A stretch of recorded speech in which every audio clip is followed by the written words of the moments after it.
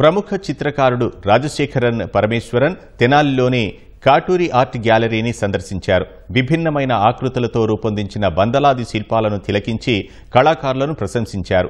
ఇలాంటి గ్యాలరీలు పెద్ద నగరాల్లో మాత్రమే కనిపిస్తాయని, తెనాలి వంటి పట్టణంలో ఆ స్థాయిలో ఆర్ట్ గ్యాలరీ ఏర్పాటు చేయడంపై హర్షం వ్యక్తం చేశారు. ఇక్కడి శిల్పాలు తన మనసుని ఎంతగానో ఆకట్టుకున్నాయని తెలిపారు. విజయవాడ ఆర్ట్ సొసైటీ అధ్యక్షులు కొలుసు సుబ్రహ్మణ్యం కూడా గ్యాలరీని సందర్శించారు. Very happy visiting this gallery. Full of wonderful sculptures, it's full of life, and I like them very much.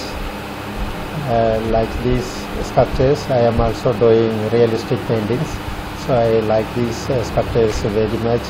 It's a wonderful experience. Wishing all success to this gallery, this owner and this sir. Vijayawada art society వారితోటి ఒక painting demo programme పెట్టారు. దానికి వారు గెస్ట్గా వచ్చారు.